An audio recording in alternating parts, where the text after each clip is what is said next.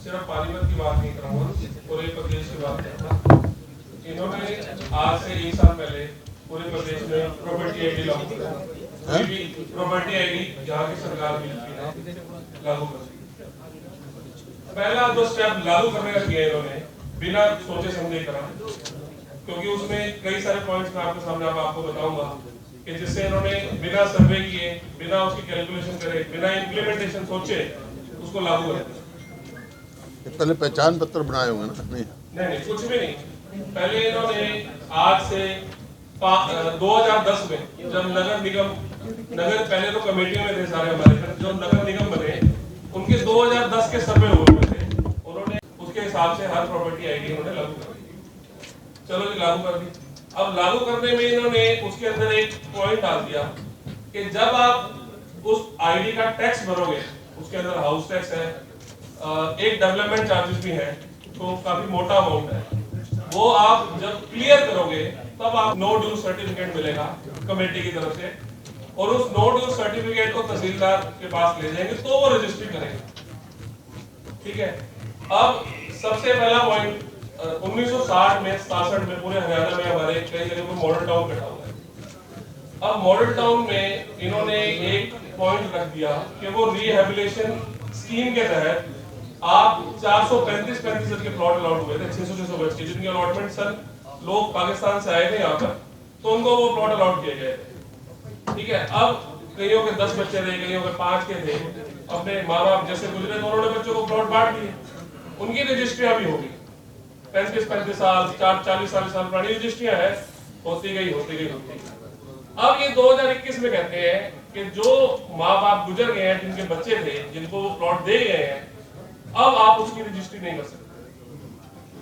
अब जो जायदाद हमें अपने माँ बाप से मिली है, अगर हमारी उसकी रजिस्ट्री नहीं होगी तो हमारा तो जैसे जी संसार ही खत्म हो जाएगा भाई। हमारा तो जो हमारे पास एसेट है वही खत्म हो जाएगी। नहीं, कैसे आपके नाम अब तो आ जाएगी ना? नहीं, अब जैसे मान लो मैं और मेरा जने हैं, हमारा मॉडल टाउन में एक मकान है, और सपोज करो वो 435 गया, हमारे माँ बाप चले गए और उन्होंने 2 पार्ट में आधा हिस्सा उसके नाम रजिस्ट्री करा दिया, आधा मेरे नाम करा दी। पहले 2021 से पहले की बात कर रहा हूँ। अब अगर मैं अपना प्लॉट सेल करता हूँ किसी एक बंदे को, तो मैं उसको रजिस्ट्री नहीं करवा सकता। अच्छा। पहला पॉइंट, वो क्यों नहीं करवा सकता कि वो ये कहते हैं कि जैसे हुड्डा का प्लॉट है उसको हम काट नहीं सकते, तो आप इस प्लॉट को काट नहीं सकते, जबकि इसकी रजिस्ट्री 35 साल पहले हो चुकी है, कमेटी की तरफ से एनओसी आ चुकी है, कमेटी का खुद का लेटर है एनओसी का हमारे पास, पुराना लेटर, उसको मान्यता नहीं देते। पहला पॉइंट। सेकंड पॉइंट, अब इन्होंने क्या करा है कि अब किसी भी गरीब आदमी का मान लो 100 गज का मकान है, वो 1 मंजिल बना हुआ है, उसने ऊपर एक कमरा डाल लिया या एक ममटी डाल ली, तो वो जो कमरा या ममटी डाली है ना, उसको वो कहते हैं कि हम इसको पूरा स्क्वायर फीट काउंट करेंगे। इन्होंने कंप्यूटर के अंदर कोई सिस्टम फीड कर दिया कि आप मान लो 100 गज का प्लॉट है, तो अगर 1 मंजिल बना हुआ तो 900 स्क्वायर फीट होता है, तो दूसरे में अगर सिर्फ ममटी डली हुई है ना, तो उसको 1800 स्क्वायर फीट काउंट करेंगे, डबल। और 1800 स्क्वायर फीट काउंट करके हम उसकी आपसे फीस लेंगे रजिस्ट्री के टाइम 1200 रुपए पर स्क्वायर फीट के हिसाब से। 1200 रुपए सरकार ने कुछ ऐसा नीतियां बनाई है कि 1200 अगर लेंटर का है तो 1200 स्क्वायर फीट का है, मतलब 1800 गुना में 1200, फिर अगर हम लेडीज या जेंट्स से ना कराएंगे तो उसके ऊपर 5% या 7% के ऊपर फीस देनी पड़ेगी। अगर हम कहते हैं कि आप मौके पे आके देख लो, मौके पे कोई नहीं आता, ये कहते हैं अगर आपने करवानी है तो करवा लो, नहीं तो आपकी मर्जी। तीसरा पॉइंट, जो यहाँ का पानीपत में कई ऐसे एरिया है जो 2010 से मैंने आपसे शुरुआत से बात करी कि इनके पास जो सर्वे था, उस सर्वे में कई ऐसी जगह थी जो खाली पड़ी थी। आज 2022 में पूरा कंप्लीट वो बन चुकी है, वहां पर कमेटी सारे काम करवा चुकी है, सड़कें, सीवरेज, बिजली, पानी, हर एक चीज बन चुकी है। बनने के बाद वो ये कहते हैं कि उस जगह की उसको इन्होंने अनअप्रूव्ड में रखा हुआ है और उसकी आप रजिस्ट्री नहीं करवा सकते। वहां के लोग पैसा देने को तैयार है, भाई आप नया सर्वे करवा लो, हमसे ले लो। वहाँ मतलब लोग बहुत ही ज्यादा परेशान है, वो रजिस्ट्री नहीं करवा पा रहे। लोगों के जैसे कुछ कई डील्स भी पड़ी है, आईडी लागू होने के बाद काफी लोग आपस में जैसे दिक्कत में आ गए। तो ये 3 तो सबसे मेन प्रॉब्लम थी। उसके बाद बिना सर्वे कराए, जैसे मान लो अब आईडी दो इनकी साइट्स हैं, एक कमेटी की साइट है और एक रजिस्ट्री की साइट है, इन्होंने दोनों साइटें अलग अलग बना रखी है। हम कोई भी प्रॉपर्टी की आईडी बनवाने जाएंगे ना, पहले एक साइट पे आप अपनी आईडी जनरेट करो, फिर उस आईडी बनने के बाद फिर दोबारा फाइल बनाओ और उसको फिर दूसरी एनडीसी की साइट पे लगाओ, फिर वहां से एनडीसी निकल के आएगी। सिस्टम यही होना चाहिए था। अगर आपने करना है, हमारे यहाँ जितने भाई लोग आए बैठे हैं, कोई भी गरीब से गरीब जनता भी है ना, वो आज के टाइम में ना अपने घर की रजिस्ट्री नहीं करा पाएगी क्योंकि उसको एनडीसी नहीं मिलेगी। ठीक है, अब सिस्टम ये करना था कि अगर आपने पैसे ले रहे हैं, कोई टैक्स लगाना लगा लो, कोई प्रॉब्लम नहीं है। यहाँ पर सब लोग जितने भी आए हैं नॉर्मली टैक्स देने को तैयार हैं। वो ये कहते हैं कि ये जो परिषद में इतना भ्रष्टाचार चल रहा है, एक आईडी एक फाइल के लिए बंदा परेशान हो जाता है और पता नहीं कितने कितने पैसे इनको दे के काम तब भी नहीं होता। वो कहते हैं तहसीलदार में सरकार को पैसा चाहिए, सरकार अपना एक सिंपल पर्ची क्रिएट कर ले कि भाई मैंने आपसे 120 रुपए का लेना है, इस जगह पे 200 लेना है, देने को तैयार है, अपनी पर्ची कटवाई और अपना रजिस्ट्री करवाई। जो ये धक्के खिलाना, इधर उधर ले जाना, मतलब लोग पैसे भी देने को तैयार है तो भी काम नहीं हुआ इस टाइम। मतलब कईयों को तो साल से लागू हुई है, 6-6 महीने हो गए, 8-8 महीने तक दिखाते हुए काम नहीं होता। तो अब हम सारे लोग इसलिए इकट्ठा हुए हैं कि इनके पास भी गए थे हम सारे, जो एमपी साहब हैं, एमएलए साहब हैं, यहाँ तक कि दुष्यंत चौटाला जी के पास भी ये बात सारी बातें जा चुकी हैं, सीएम सर के पास भी जा चुकी हैं, लेकिन उससे कोई रिजल्ट नहीं। तो अब सारे आपके पास आए हैं आपसे निवेदन लेके, एक तो विधानसभा सत्र का जैसे अब सत्र शुरू हो गया है तो आप उसमें ये मुद्दा उठाओ। इससे पूरा हरियाणा परेशान है, सिर्फ पानीपत नहीं, सारे जिले। ठीक है, और भी कई सारे पॉइंट है, वो भी मेरे भाईजान और बताएंगे आपको सारे ये करके। तो सबसे जो आने वाले इलेक्शन का सबसे मुद्दा है ना सर, वो इनकी अगेंस्ट यही मुद्दा क्रिएट करें। देखो वो तो चाहे जो भी हो, तो बहुत ही परेशान है इस चीज से। दूसरे को दे दो। साहब नमस्कार, शारी नमस्कार। तो ये सारे बैंक में देना आप लोग। हाँ जी, हाँ लिखित हम सब आपका बहुत बहुत स्वागत करते हैं। बुढ़ा साहब, आपके राज में 10 साल मौज रही, बिल्कुल मौज रही। आम जनता, व्यापारी, हर बंदा आपके राज में आप इसमें बहुत खुश था। 2015 के बाद हम तो जी यदि मौज रही, हमारा कोई वारिस नहीं है। कभी कोई टैक्स, कभी कोई बात, कभी सर्कल रेट बढ़ोतरी, कभी निगम की समस्याएं, इन्होंने जीना दुर्भर कर रखा है। हर साल सर्कल रेट बढ़ाना, वो भी 200%। और इसके लिए अफसोस सुनवाई कोई नहीं है। माननीय विधायक साहब से मिले कोई सुनवाई नहीं, सांसद साहब से मिले कोई सुनवाई नहीं, कहीं कोई सुनवाई नहीं। भुट्टा साहब 10 साल आपका राज रहा, अगर कोई समस्या है शादी के पास गए तुरंत निवारण हुआ, आपके माध्यम से, शादी के माध्यम से निवारण होता था। ये ऐसी पहली सरकार आई है, मतलब मैं सच बता रहा हूँ, हम तो कोई वारिस नहीं है जी हमारा। और हर चीज के लिए ऐसे कानून लागू किए जा रहे हैं जिसका कोई मतलब ही नहीं है। भुट्टा साहब आपकी सरकार में पहले योजना बनती थी, फिर लागू होती थी। ये पहली ऐसी सरकार देखी है जो पहले लागू करती है, बाद में सोचते करना कैसे। इनके पास किसी चीज का कोई सिस्टम नहीं है। अब निगम की बात हम करें, रजिस्ट्री के लिए इन्होंने 1.5 साल पहले एक कंडीशन लगा दी कि कोई भी रजिस्ट्री बिना प्रॉपर्टी आईडी के बिना नहीं होगी। आईडी लागू कर दी गई, लेकिन आईडी का क्या है कि उनके पास रिकॉर्ड ही नहीं है। निगम में जब हम जाते हैं शादी, वहां पे उनके पास कोई रिकॉर्ड नहीं है। आपके मकान का नंबर है 440L, आप जाके बोले निगम में कि मेरा मकान का नंबर 440L है, मुझे इसकी प्रॉपर्टी आईडी और प्रॉपर्टी टैक्स बताया है, वो आपको बता भी नहीं सकते। और फिर उसके बाद वो कह रहे हैं पब्लिक को कि आईडी जब तक नहीं बनेगी तो रजिस्ट्री नहीं होगी। जिस विभाग के पास अपना रिकॉर्ड ही नहीं है, जो विभाग किसी आदमी के जाने पे उसका प्रॉपर्टी आईडी नहीं बता सकता, उसका प्रॉपर्टी टैक्स नहीं बता सकता, वो विभाग में कहता है कि जब तक आईडी नहीं बनेगी तो आपकी रजिस्ट्री नहीं होगी। कैसा अजीब सी बात है, मतलब कोई बात का कोई सिर पैर नहीं है। और इसके बाद शायद सबसे बड़ी दुर्भाग्य की बात यह है कि हर डिपार्टमेंट की एक साइट होती है। हमारे पानीपत नगर निगम की 2 साइटें हैं। वो कहते हैं जी पहले एक प्रॉपर्टी आईडी यूएलबी की साइट पे बनवाओ और एनडीसी की साइट पे इसका नोटिस करा के इसको दोबारा से अपलोड कराओ। फिर वो कहते हैं कि हम डिजिटाइज्ड हो गए हैं, हम डिजिटल इंडिया हैं, ऑनलाइन करते हैं। भुट्टा साहब, आपने इनको प्रॉपर्टी बेची शादी को, इनके नाम रजिस्ट्री हो गई, अब शादी को अपने नाम दोबारा जाके निगम में वही प्रक्रिया अपनानी पड़ेगी। ये कहां का डिजिटल इंडिया है सर? मतलब कोई किसी प्रकार की कोई व्यवस्था नहीं है और इतने लोग परेशान हैं, आम जनता। एक साल हो गया, पानीपत का दिल, पानीपत की जान, मॉडल टाउन क्षेत्र है जो हमारे पानीपत का सबसे अच्छा एरिया है, 1 साल उसकी रजिस्ट्री बंद कर रखी है, किस लिए कि हम डिवीजन नहीं करेंगे। मैं आज तक ये नहीं समझ पाया कि वहां पे 40 साल से आप प्रॉपर्टी टैक्स दे रहे हो, उन्हें डिवाइडेड प्रॉपर्टीज के आपने नक्शे पास किए हैं, उन्हें डिवाइडेड प्रॉपर्टीज पे आप डेवलपमेंट कर रहे हो, आज रजिस्ट्री कराने जाते हैं तो शायद वो कहते हैं रजिस्ट्री नहीं करेंगे। ये क्या मतलब है इस बात का जी? आपने जब नक्शे पास कर दिए, उनसे फीस ले ली, कमर्शियल पास कर दिए, उनसे फीस ले ली, और 20 साल से 30 साल से उस डिवाइडेड प्रॉपर्टी का प्रॉपर्टी टैक्स ले रहे हैं।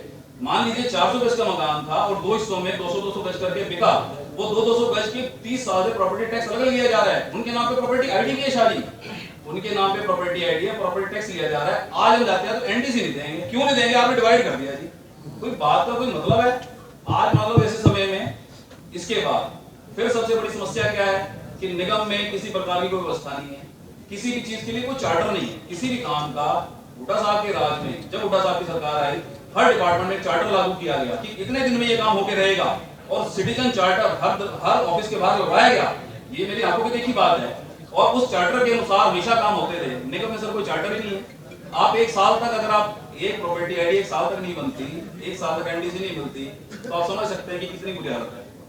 इसके बाद सन 2017 से पानीपत के 29 पार्ट 1 और पार्ट 2 में अनाउंसमेंट का मुद्दा उठा हुआ है। पूरे हरियाणा की अनाउंसमेंट माफ कर दी गई, आज तक इन 2 सेक्टरों की अनाउंसमेंट नहीं माफ की गई, और उसके लिए कितने चक्कर मुख्यमंत्री जी के पास लग गए, कितने विधायक साहब के पास, कितने सांसद साहब के पास, कहीं कोई सुनवाई।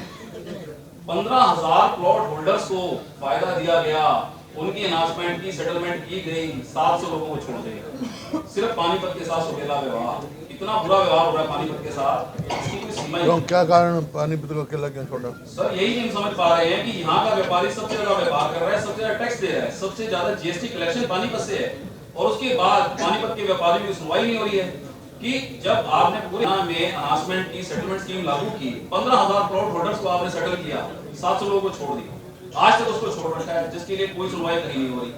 तीसरी समस्या क्या है कि आज हम तहसील में जाते हैं कि हुड्डा साहब, मेरे आपका मान लो कोई प्लॉट है 500 गज का, और उसमें बना हुआ है 300 गज, 500 गज बना हुआ 300 गज है, तो जो मौके पे उसी का तो कवर एरिया लेंगे, उसी का तो स्टैंप ड्यूटी लेंगे। जो बिल्डिंग बनी ही नहीं, उसके ऊपर हमसे स्टैंप ड्यूटी चार्ज कर रहे हैं, जिसका कोई मतलब ही नहीं है। और अगर किसी का 1 मंजिल मकान बना है कि 2 मंजिल के पैसे दो, 3 मंजिल के पैसे दो, वो कोई मतलब नहीं है इस बात का। और इसके बाद सबसे बड़ी बात, ये सॉलिड वेस्ट चार्जेस लगाए गए हैं। सॉलिड वेस्ट चार्जेस 2010 से लिए गए हैं। और शायद एक चीज और मैं अपनाना चाहूंगा, निगम की अधिसूचना 2010 में लागू हुई, निगम यहाँ पे 2015 में बना, और हमारे से 2010 से टैक्स लिया जा रहा है, जो कि कोई मतलब ही नहीं बनता। जिस दिन से निगम यहाँ पे ऑपरेशनल हुआ, आप उसी दिन से टैक्स लेंगे, और हमसे 2010 से टैक्स लिया जा रहा है, और अब नया टैक्स लगा दिया सॉलिड वेस्ट चार्जेस, वो भी 2010 से। निगम ने टेंडर किए 2017 में, शायद कमाल देखिए आप, निगम ने टेंडर सॉलिड वेस्ट चार्ज किया 2017 में, पैसे मांग रहे हैं 2010 से। मतलब मैंने तो ऐसा कभी जीवन में नहीं देखा हुड्डा साहब आपकी सरकार में, ये चीज कभी थी नहीं। और उसके बाद सबसे बड़ी जो दिक्कतें आ रही हैं कवर एरिया को लेके, अब एक नया काम किया इन्होंने पानीपत में, यहाँ पे सर्कल रेट बढ़ा दी, किसी किसी एरिया में 300% रेट बढ़ा दिया। हाउसिंग बोर्ड का 9500 रुपए का रजिस्ट्री का रेट था, उसको 21,000 कर दिया। सेक्टर 24 का 10,500 था, उसको 17,000 कर दिया। उसके बाद वॉल टाउन का 21,000 उसको 35,000 कर दिया, 23,000 से 35,000 कर दिया। और इतनी अव्यवस्था है, 25 पार्ट 2 में 13,000 से 21,000 कर दिया। माननीय सीएम, माननीय विधायक साहब से मिले हम, डीसी साहब से मिले हम, उनसे हमने बात रखी कि लोग पहले ही कोरोना से, महामारी से त्रस्त हैं, इतनी मुश्किल से तो लोग अपना निकले हैं इस महामारी से, और गाड़ी पटरी भी आने लगी है, आप इतने बढ़ा रहे हो सर्कल रेट। हाँ जी, हम करेंगे करेंगे करेंगे, यही आश्वासन आज तक होता है जी, और आज तक इसका कोई सोल्यूशन नहीं हुआ। हुड्डा साहब, हमें तो सिर्फ आपका ही आसरा और सहारा है जी, और हमारी हम सब भाइयों की हाथ जोड़ से आपके विनम्र प्रार्थना है कि हम सब पानीपत वासी बहुत ही परेशान हैं, और हमें आपका ही एक उम्मीद है, आप ही हमारा साथ दें, और इस बहरी सरकार से लोगों को मुक्त करवाएं। ये ऐसे जाल में फंस गए हैं जी, जिसकी कोई सीमा नहीं है, बुरी तरह से फंस गए हैं, और हमारे पास सिवाय आपकी और कोई उम्मीद की किरण नहीं है। अरे एक मिनट बात जो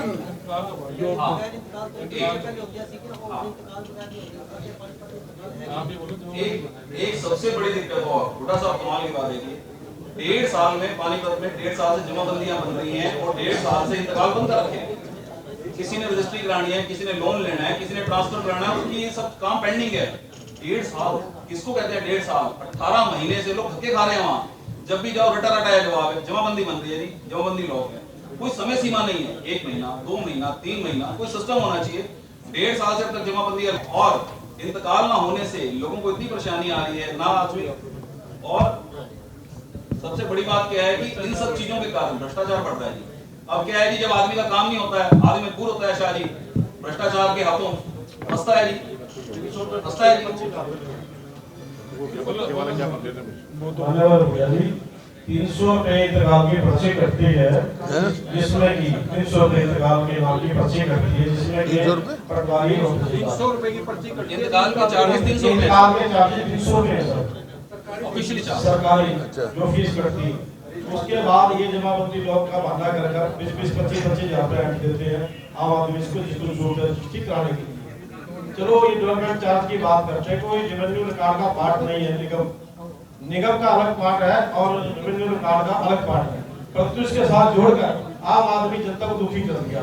इसमें दलित समाज के लोग, गरीब लोग, रेडी लगाने वाले लोग, सफाई कर्मचारी लोग, जो गरीब तबके के लोग हैं, वो कहाँ से डेवलपमेंट चार्ज भरेंगे, कहाँ से वो जा धक्के खाएंगे।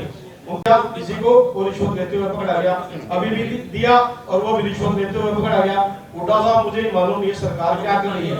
पानीपत की जनता ने यहाँ का मेयर, एमएलए, एमपी पूरे बहुमत से अपने गले लगाया था, परंतु यहाँ के एमपी खुद डीलर बन गए हैं और हमारे जो एमएलए साहब वो सुनते ही नहीं है।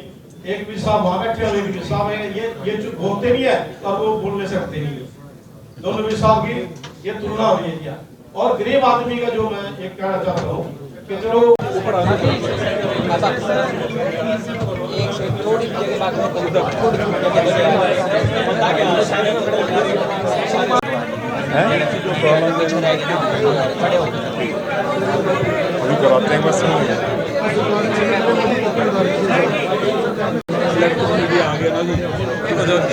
वही आगे आ रहे सारे ऊपर नहीं आ पाएंगे, आप आगे आ रहे हैं, आप आगे आ रहे हैं।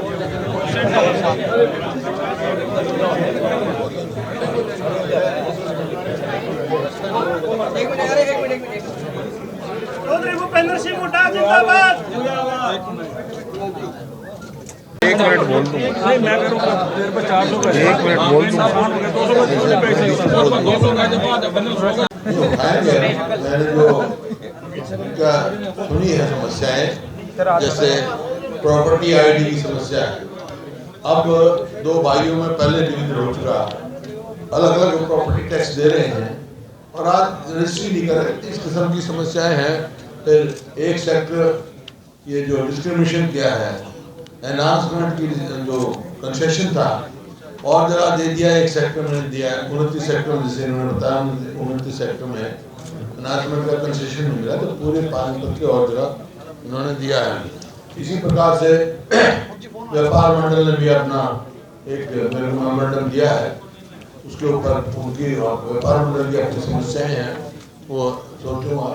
और दूसरा डेवलपमेंट चार्जेस जो लगा है, एक तो अभी ड्रॉपन जो लॉ लेके आए थे और उन्होंने कल ही विड्रॉ किया, मतलब ऐसा कानून ये है हमारे समय में 150 रुपया प्रति उसमें फरीदाबाद और गुड़गांव में था गवर्नमेंट चार्जेस, और पानीपत है जैसे यहाँ पर है, यहाँ 50 रुपये था, जो और जिससे कम कमेटी थी उनमें 30 रुपये था। अब ये कलेक्टर रेट का 5% मतलब, और उसके बाद जिस प्रकार से कहीं आया वो उसके अलावा भी कुछ लिख देते हैं, इतने रुपए कौन बता रहा था। तो ये इस प्रकार की समस्याएं हैं। ये तो अंधेर नगरी चौपट राजा हो रहा है, जैसा हरियाणा में आज मैं कह सकता हूँ अंधेर नगरी चौपट राजा, इतनी जन समस्याएं हैं। और ये नहीं, जैसे तो पानीपत की बताई, अब जो ये पहचान पत्र जो है, मैंने असेंबली में भी इसका विरोध किया था कि भाई पहचान पत्र किस लिए बना रहे हैं। जब आधार कार्ड है हमारे पास, तो पहचान पत्र की, जब आधार कार्ड सबके पास है, वोटर आईडी सबके पास है, तो पहचान पत्र किस चीज के लिए बना रहे हैं। उससे क्या कितनी कॉम्प्लिकेशन हो रही है गांव में जैसे लाल गोरा ने कहा पहचान पत्र बना लिया, पहचान पत्र में या प्रॉपर्टी आईडी में एक मकान आ गया एक आदमी के नाम, उसके बच्चे हैं 3, तो क्या करेंगे वो तो एक के नाम जाएगा। बहुत आपस में बहुत इस किस्म का समाज में जो है मतभेद और झगड़े पैदा हो रहे हैं।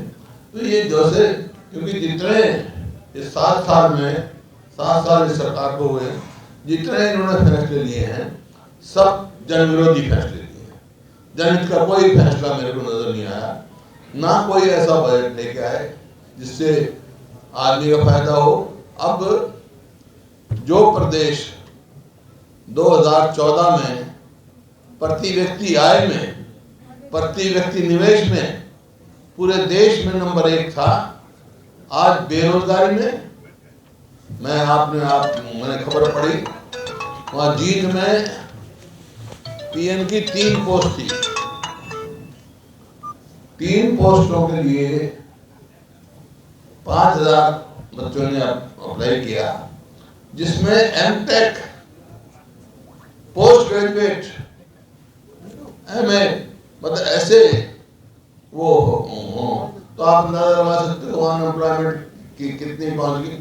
जितनी जगह खाली है वो सरकारी नौकरी, 46,000 तो पोस्ट अकेले टीचर्स की वेकेंट हैं। और जो जिस प्रकार से नौकरी लगी है, डोल की पोल खुल चुकी।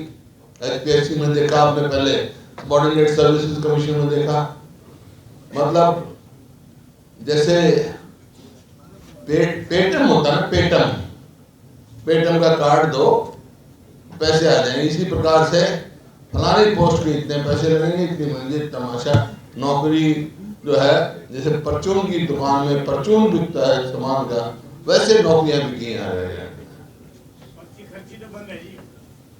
अटैची आ रही है ना भाई, अटैचियां चल रही हैं, तो कोई इस वास्ते कोई भी, चाहे वो कोई वर्ग भी, जैसे अभी सभी सुन रहे थे, कोई वर्ग इस सरकार से संतुष्ट नहीं है। गुड़गांव फरीदाबाद पहले से नगर निगम थे, 7 आपने बनाए थे, कांग्रेस काल में 9 हो गए। सोनीपत 11वां मनेसर बना। ज्यादातर नगर निगमों में भ्रष्टाचार है, रोज आती चीजें, मतलब पटरी पर नहीं है। भ्रष्टाचार नगर निगमों में ही नहीं, पूरे हरियाणा में है। 3 सी हैं चल रही हैं हरियाणा का। आज 7 साल के बाद देखोगे, खास तौर पे पिछले 28 साल में जब से बीजेपी आ रही है, 3 सी चल रही हैं: कर्जा, करप्शन, क्राइम। राम रहीम को जो फरलो दी गई, उसके बाद क्या सिक्योरिटी दी गई है, इसके बारे में क्या कहना चाहेंगे? बीजेपी ने इलेक्शन के लिए किया है ये सारी आप लोग छाप चुके हैं।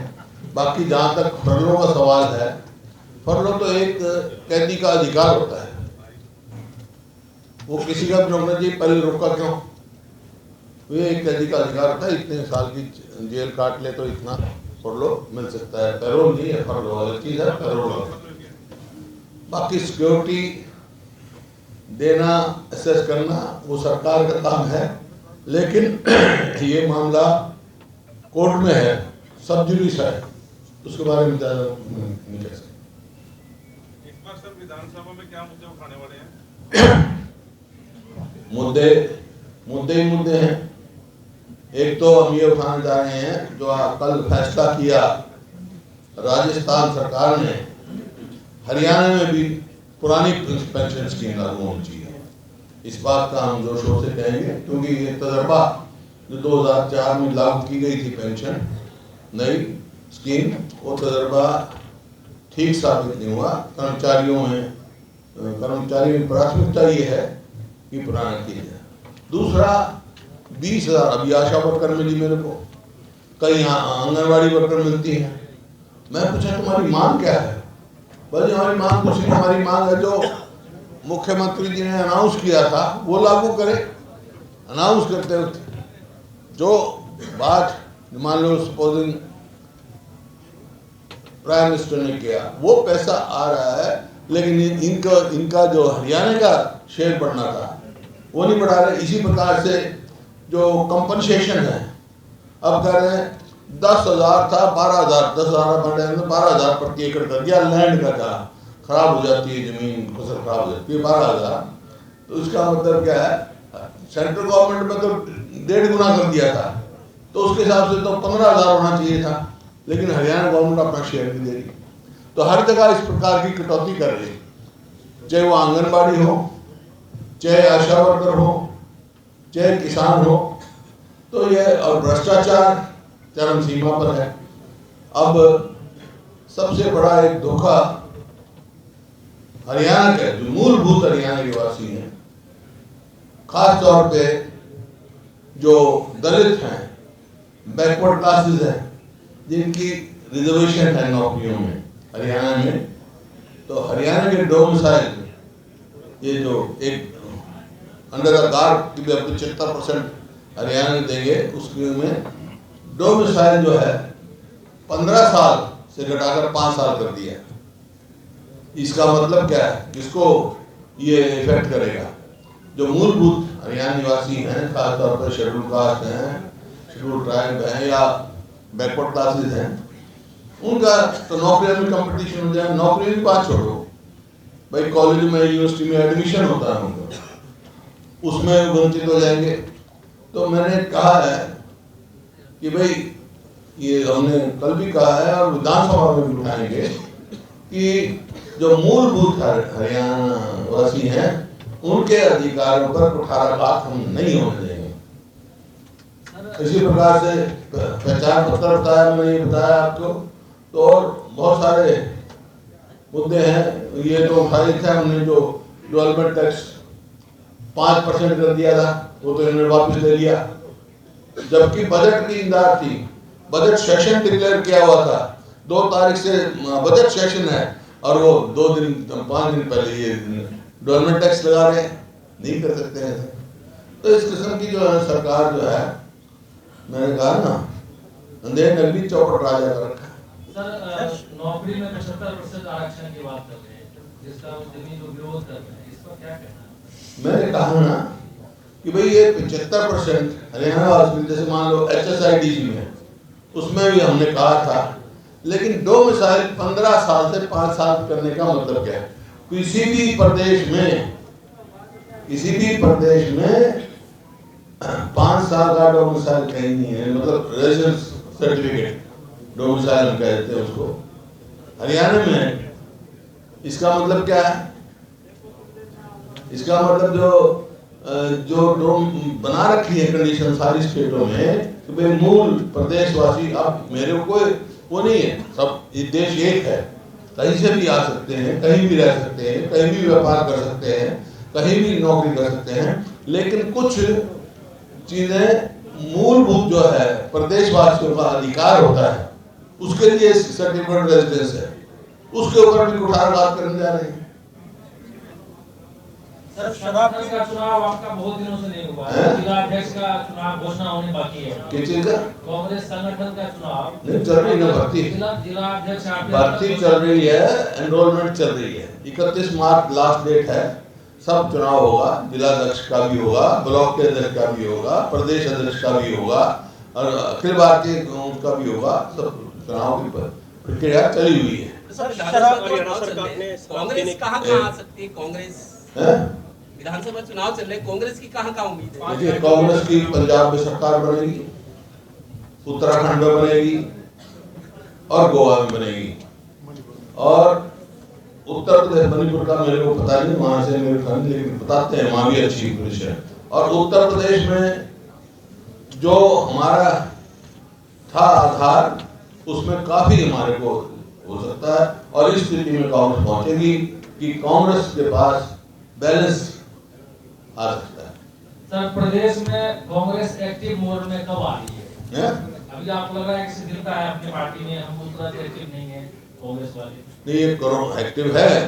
कोरोना समय में जैसे जैसे हमने विपक्ष आपके समक्ष कार्यक्रम किया, जगह जगह हमने मेमोरेंडम भी दिए, 3 जगह हम कर चुके हैं। करनाल में किया सबसे पहले, फिर उसके बाद हमने जींद में किया, और उसके बाद हमने मेवात में किया। अब 13 तारीख को कुरुक्षेत्र में करेंगे, वहां पर, और वहां से फिर आगे करेंगे, हिसार सिरसा इधर जाएंगे सब जगह। सरकार में बैठे लोग कहते हैं कि 90 के 90 विधानसभा क्षेत्रों में बराबर काम हो रहा है, विकास हो रहा है, आपकी पार्टी के बैठे हैं, आज ये बता सकते हैं काम क्या क्या हुआ है जब से आप एमएलए बने? कुछ नहीं हुआ, जीरो। ऐसा है इन्होंने काम किया, मैं बताया ना, कर्जा बनाने का काम किया है भाई। पानीपत है, करनाल है, आप सब यहीं के हैं। आपको कोई ऐसा काम दिखाई दे रहा है क्या? आप पत्रकार हैं, आपके यहाँ के खाली पत्रकार नहीं, हरियाणा वासी हैं, हरियाणा में घूमते हो, कोई आपको नजर आ रहा है? हमारे समय में बताओ, कोई जिला ऐसा नहीं जहाँ कोई ना कोई काम नहीं हुआ हो। पंचकुला में national institute of fashion technology है, निफ्ट। कुरुक्षेत्र में देश का दूसरा नेशनल इंस्टीट्यूट ऑफ डिजाइन आया, बन रहा है कुरुक्षेत्र में। एक अहमदाबाद में, दूसरा कुरुक्षेत्र में बन रहा है। करनाल में कल्पना मेडिकल कॉलेज बना है। और पानीपत में जो ये आपकी रिफाइनरी है, उसकी डाउन स्ट्रीम्स की वो लेके आए, और प्लास्टिक इंजीनियरिंग की वो लेके आए हम। और फिर आप जाओ सोनीपत, सोनीपत में राजीव गांधी एजुकेशन सिटी, मुरथल जो इंजीनियरिंग कॉलेज था उसको यूनिवर्सिटी बनाने का काम किया, महिला यूनिवर्सिटी। और देश का आज़ादी के बाद पहला सरकारी तंत्र में महिला मेडिकल कॉलेज कानपुर में। फिर फरीदाबाद जाओ, वहाँ मेडिकल नहीं, आपका मेडिकल कॉलेज फरीदाबाद में। और फिर आप वहाँ जाओ, YMCA जो एक छोटा सा इंस्टीट्यूट था उसको यूनिवर्सिटी बनाने का काम किया। मेवात में मेडिकल कॉलेज, और सड़कों का अनुगत छोड़ दो, रेवाड़ी में इंदिरा गांधी यूनिवर्सिटी, सैनिक स्कूल। गुड़गांव में, मतलब शिक्षा की बात कर रहा हूँ, और तो फिर बता दूँ, गुड़गांव में देश की पहली डिफेंस यूनिवर्सिटी का नींव पत्थर प्रधानमंत्री जी ने रखा। महेंद्रगढ़ में सेंट्रल यूनिवर्सिटी, जहाँ मेडिकल कॉलेज सारा का प्रावधान था। यहाँ राजीव गांधी एजुकेशन सिटी में आपका डॉक्टर आम्बेडकर के नाम से लॉ यूनिवर्सिटी, और कई यूनिवर्सिटी आई लॉ इंस्टीट्यूट, वो तो प्राइवेट है, अशोका तो SRM। लॉ तो हमारे लॉ कॉलेज है, लॉ स्कूल बना। इसी प्रकार से भिवानी चौधरी बंसीलाल के नाम से यूनिवर्सिटी बनाई, जिसमें मेडिकल कॉलेज का प्रावधान था, मंजूर कराया हुआ था हमारा, ये अब तक नहीं पूरा कर सके। इसी प्रकार से आप झज्जर आओ, एम्स जो सबसे बड़ा इंस्टीट्यूट है, सबसे देश का सबसे बड़ा कैंसर इंस्टीट्यूट, कैंसर से हमारे बहुत आदमी जुड़े रहते हैं। फिर आप रोहतक आओ, IIM और विजुअल और आर्ट्स यूनिवर्सिटी, और इसको मेडिकल कॉलेज था उसको मेडिकल यूनिवर्सिटी बनाया। फिर आप हिसार जाओ, लाला लाजपत राय के नाम से एनिमल साइंसेज की यूनिवर्सिटी बनाई। आप जींद आओ, चौधरी रणबीर सिंह के नाम से यूनिवर्सिटी बनाई। इसी प्रकार से आप सिरसा जाओ, सिरसा में चौधरी देवीलाल के नाम से 4 कमरों की यूनिवर्सिटी बनाई हुई थी, आज उसको राष्ट्रीय स्तर की यूनिवर्सिटी बनाई हमने। तो किसी भी आप देखो शिक्षा में इसी प्रकार से एक समस्या जो थी बिजली की, मैं बैठा था इनके वहाँ चाय पी रहा था, बिजली चली गई। क्यों? बिजली एक समस्या थी, बिजली फैसला करती थी, चुनाव जिताती थी, हारती थी। हमने सरप्लस बिजली में यार ये उसका भी इस्तेमाल नहीं कर पाए। आप यमुनानगर में पावर प्लांट हमने लगाया, हिसार में लगाया थर्मल पावर प्लांट, 2 झज्जर में लगाए, फतेहाबाद में जो न्यूक्लियर पावर प्लांट लगाया, पानीपत के इसका हमने एनहांस किया जो यहाँ पे हमारी वो मंत्री थी, और फरीदाबाद में जो उसका एनहांस किया। तो मतलब आज हरियाणा की स्थिति है, बिजली सरप्लस है। जो एजुकेशन में जो बच्चे यहाँ से बाहर जाते थे पढ़ने के लिए, इंजीनियरिंग मेडिकल यहाँ पढ़ते हैं। एक मेडिकल कॉलेज था हरियाणा में, वो भी हरियाणा बनने से पहले मेरे पिताजी का भी मंत्री थे उस टाइम, रोहतक में जो मेडिकल कॉलेज बना, और कोई मेडिकल कॉलेज नहीं था हरियाणा में। आज आप जगह जगह मेडिकल कॉलेज हैं, इंजीनियरिंग कॉलेज हैं। आप उस हिसाब से देखो, और एक सिरे से दूसरे सिरे तक ये जो सड़कें बन रही हैं, सब हमारे समय में बनी हुई। इन्होंने तो एक सड़क भी नहीं कहीं बनाई। मेट्रो दिल्ली से भादरगढ़, दिल्ली से गुड़गांव, दिल्ली से बल्लभगढ़, एक इंच मेट्रो नहीं बनाई। तो करते किसी ने ले रहे भाई? आप बताओ, आप बता रहे हो विकास की, तो 90 के 90 हल्कों में कहाँ से विकास हो गया भाई? कहीं बहुत बड़ी सड़क बनाई हो, कहीं यूनिवर्सिटी बनाई हो, कहीं इंस्टीट्यूट बनाया हो, कोई मेट्रो की एक लाइन लाए हो, कोई रेलवे लाइन लाए हो, और विकास किस चीज का नाम होता है? और इंडस्ट्रीज आप देख रहे हैं, पानीपत के सही साथ ही बैठे हैं। पानीपत जो हमारा एक किस्म से एक प्राइड सिटी थी, यहाँ से गवर्नमेंट को भी टैक्सेशन मिलती थी, यहाँ इन्वेस्टमेंट आती थी, यहाँ एक हब बना हुआ था। तो हर व्यापारी यहाँ दुखी है, हर रेजिडेंट यहाँ दुखी है। सर एक पानीपत में अभी HIDC ने ऑप्शन की, उसके अंदर 6,000 रुपए पहले बिका हुआ प्लाट आज 20 लाख तक बिका है।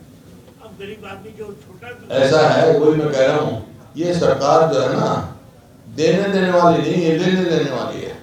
जो हुड्डा में इन्होंने अब प्रावधान कर दिया। देखो हुड्डा का जब बना, Hooda Haryana urban development authority बनी थी, आज तो उन्होंने कुछ नाम रखा है, शहरी विकास प्राधिकरण। जब ये बना था तो उस time no profit no loss पे था, और ये था कि जो गरीब आदमी है, मध्यवर्गीय लोग हैं, वो प्लान सिटी में अपना मकान बना सके। आज वो पॉलिसी खत्म कर दी। आज तो प्लॉट की ऑक्शन होगी। तो इसका मतलब ये है गरीब आदमी, मध्यवर्गीय जो आमदनी का आदमी है, वो मकान की सोच नहीं सकता है। तो फिर तो बड़े बड़े धनाढ़ वही लेंगे। ऑक्शन का भी बड़ा सिस्टम से उन्होंने किया है। कैसे? मान लो 100 प्लॉट है, 15 एक बार वो करेंगे, ऑक्शन करेंगे, ताकि उनका भाव बढ़ जाए आस पड़ोस में, 15 बाद में करेंगे। तो इस किस्म की ये पॉलिसी जो है, जन विरोधी नीति जो है, ऐसी बहुत है। इसको बुढ़ापा पेंशन की जो है, जो कटौती हो रही बात, और जो मैं कह रहा था कि जो डोमिसाइल 15 से 5 तक की कर रहे हैं, इसका मतलब क्या है? इसका मतलब जो मूलभूत हरियाणवी है, जिनको 15 साल ज्यादा हो गए, ये उन पर होगा, वो उनका अधिकार हो जाएगा। 5 साल होते ही उनका भी अधिकार हो जाएगा। जितने भी सोशल सिक्योरिटीज हमारी, चाहे ओल्ड एज पेंशन है, चाहे विधवा की पेंशन है, चाहे हैंडीकैप है, चाहे प्लॉट अलॉटमेंट की बात है, जैसे अब इन्हें तो बंद कर दिया, जैसे हमने 100 गज के प्लॉट दिए थे गरीब आदमी। तो जितने भी सोशल सिक्योरिटी है या सोशल रूप में है, उनके ऊपर भी जो मूलभूत हरियाणियों पर कुठारा घाट होगा। और ये पेंशन जो है, ये जो मैंने बताया ना, पहचान पत्र जो है, पहचान पत्र का मतलब ये है पेंशन काटो। जो हजारों बुढ़ों की पेंशन काटी गई है, बुजुर्गों की, और वो कोई ये थोड़ा ही है हमारे समय में, कहते भाई इनके समय तो ये जो है हमारे तो भाई जो बुजुर्ग को भी मिलती थी, उसकी धर्मपत्नी को भी मिलती थी। अब ये दोनों को इनकम जोड़ रहे हैं पेंशन काटने के लिए। वो तो बुजुर्ग सम्मान पेंशन है, कोई वो नहीं है कि उससे वो होगा। और जो वायदा किया था, तो लोगों से यही वायदा करके आए थे 5100 रुपए हम देंगे। सर, आप नो डाउट आप जो मुख्यमंत्री थे, बहुत विकासकारी हुए, बड़े अच्छे नेता हुए, लेकिन पूरे हरियाणा प्रदेश में कांग्रेस पार्टी के कितने लोग हैं, इन लोगों ने भाजपा को बैकफुट पे लाने का काम किया है। तो प्रदर्शन चलो मैं तो कर रहा हूँ ना, मैं कांग्रेस में ही हूँ।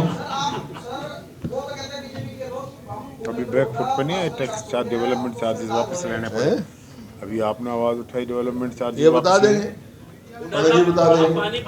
ऐसा है, कांग्रेस पूरी उससे उठा रही है, और जगह जगह साथी है, पंडित कुलदीप शर्मा जी भी गए और जगह गए। हमारा विधायक उठाता है इतनी जोर से असेंबली में, पूरे जितने भी विधायक हमारे सारे यहाँ, हमारे बुले शाह जी हैं, वीरेंद्र जी, पूरे आवाज उठाते। अगर कांग्रेसी ना उठाते तो आज वीरेंद्र शाह जी आप इन सबको क्यों इकट्ठा करते हैं? क्यों ये आवाज उठाने के लिए चुकी है भाई? और कैसे उठा? और है जी आपका प्यारे कार्यकर्ता हो, लेकिन वो सब स्ट्रॉन्ग मैन नहीं है। नहीं वो तो कांग्रेस के है ना, वीरेंद्र शाह जी हमारे साथी हैं।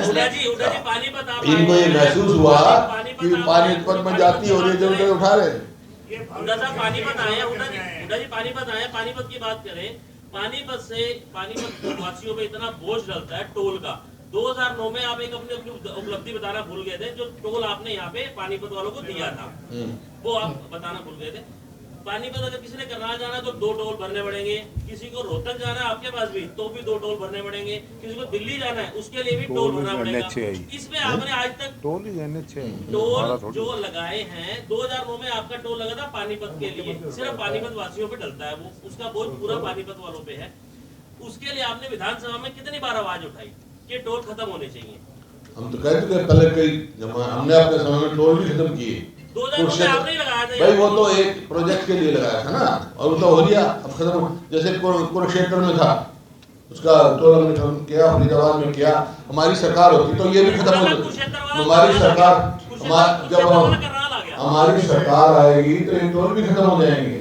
आप तो लगाए थे जो उस समय लगाए थे प्रोजेक्ट के लिए, प्रोजेक्ट की कीमत पूरी हो गई, प्रोजेक्ट की कीमत पूरी हो गई, फिर ऑडिट करेंगे। NHI का है ये पॉलिसी, लेकिन प्रोजेक्ट की कीमत पूरी हो जाए फिर तो नहीं होता। पिछले चुनाव में जो कांग्रेस छोड़ के बीजेपी में गए थे, वो बीजेपी में रहेंगे, वापस आना चाह रहे हैं। जो कांग्रेस छोड़ गए थे पिछले चुनाव में, जो नेता कांग्रेस छोड़ गए थे, अब वापस आना चाह रहे हैं, अब बीजेपी में कुछ उन्होंने भटकाव आया हुआ है, किधर जाएंगे पता नहीं। हुड्डा साहब सर, ये एक जो सरकार की शराब पर नीति है, जिस तरीके से उन्होंने 21 साल करा है, उसको लेकर क्या कहेंगे? शराब पीने की उम्र घटा दी गई, 21 साल कर दी गई है सरकार के द्वारा। देखिए, इस सरकार में 2 बड़े माफिया काम कर रहे हैं, एक माइनिंग माफिया, एक शराब माफिया, उन्हीं की चल रही है भाई। कोरोना काल में भी जिस प्रकार से शराब के माफिया हुआ, रजिस्ट्री में घोटाले हुए, जो आप कह रहे हो रजिस्ट्री नहीं कर रहे, उस टाइम तो लगे हुए थे खटाखट रजिस्ट्री करने के लिए, रजिस्ट्री घोटाले हुए हैं। और माइनिंग में आप देखें, मैं खुद वहाँ डाडम गया था, जिसमें 800 फुट नीचे तक गए हुए हैं और बिल्कुल सीधा खोदा हुआ है।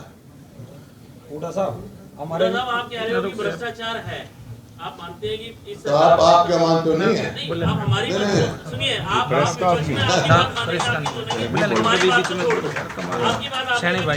है प्रदेश में। जिले की बात करें तो जिले में कितनी बार हेजिटेशन हुए हैं और कौन से घड़े ने किए हैं? शैलजा गुट ने किए? कोई गुट नहीं है, कांग्रेस करती है, गुट नहीं है, गुट किसी का नहीं, कांग्रेस ने किया है, करप्शन के खिलाफ भी किया है, यहाँ मेमोरेंडम दिए हैं। लेकिन कोरोना का पीरियड था, वो बहुत बड़ा एजुकेशन नहीं होता, पाबंदी थी। अब देखेंगे, अभी आप कह रहे थे कि अब डील थोड़ी हुई है कुरुक्षेत्र के बाद, आप देखना। अभी आप कह रहे थे कि मैं कर रहा हूँ, आपकी तसल्ली कर देंगे कोई बात। फील्ड में काम कर रहा हूँ, आपकी प्रदेशाध्यक्ष ज्यादा भीड़ में नहीं दिखते, आपकी प्रदेशाध्यक्ष ज्यादा भीड़ में नहीं दिखती कुमारी शैलजा, क्या नहीं दिख रहे? आपकी प्रदेशाध्यक्ष संगठन को मजबूत करने में कहीं ना कहीं नाकाम रही है। वो नहीं करेंगे, वो भी करेंगे। सर, ये चुनाव आने वाले नगर निगम, नगर निकाय के, पालिका के, उसमें क्या आप सिंबल पर लड़ेंगे? देखिए, पहले हमारा ये फैसला था, कॉर्पोरेशन तक का तो ये फैसला था, हम सिंबल पे लड़ेंगे। अब और जो दूसरी है, काउंसिल है, कमेटी है, उनके बारे में पार्टी फैसला करेगी। सर, कुलदीप बिश्नोई भी सीएम बनने के सपने देख रहे हैं और अपनी टीम उन्होंने छोड़ दी है यहाँ पर, अभी एक प्रेस कॉन्फ्रेंस भी की थी, उस पे क्या कहेंगे? ठीक है, प्रजातंत्र है, सबको अधिकार है, आप भी दे सकते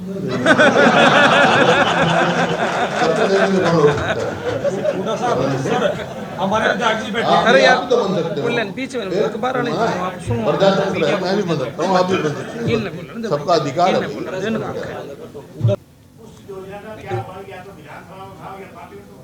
ऐसा है, पार्लियामेंट में तो मैं हूँ नहीं, लेकिन ये मेरे को मालूम है, जो रैपिड रेलवे मेरी पास में, यहाँ से दिल्ली से पानीपत, दिल्ली से अलवर, ये रैपिड रेलवे की स्कीम हमारे समय की है।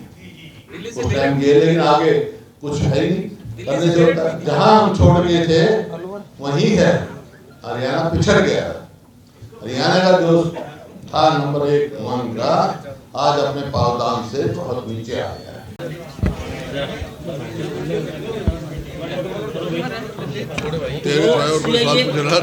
CIA 2 जो अभी सस्पेंड हुई है पानीपत, CIA 2 पुलिस की पूरी फोर्स सस्पेंड हुई है भ्रष्टाचार के आरोप में। क्या कभी हुड्डा सरकार में भी ऐसा हुआ था? 10 साल के कार्यकाल में पूरी की पूरी फोर्स, पूरा का थाना सस्पेंड किया। ऐसा क्या, मेरे को पूरी उसका पता नहीं, लेकिन ये मैंने बताया भ्रष्टाचार चरम सीमा पर है। हमारे समय तो भ्रष्टाचार पे अंकुश था। ये नहीं है भाई भ्रष्टाचार नहीं था, लेकिन अंकुश था। जहाँ पता लगता था वहाँ समय पर कार्रवाई की जाती थी। आपने ये कहा कि हरियाणा में कितने धड़े हमारे नहीं है, एक ही कांग्रेस है, एक ही कांग्रेस है। आप जब आते हैं तो पूर्व प्रत्याशी जो आपके हैं वो नहीं नजर आते, जब कुमारी शैलजा जी आती है तो आपके वाला जो धड़ा है वो दिखता नहीं है, ऐसा क्यों? नहीं, ऐसी कोई बात नहीं, मैं फोटो दिखा भी सकता हूँ जी, कोई कर सकता हूँ। हर जगह हर कोई आदमी नहीं होता। हर का अब कहीं आप कौन से अखबार से हो? मैं पब्लिक एशिया से हूँ सर। पब्लिक एशिया से है, कहीं पे पब्लिक एशिया कोई कॉरेस्पॉन्डेंट आ जाएगा, कहीं पे कोई आ जाएगा, कहीं पे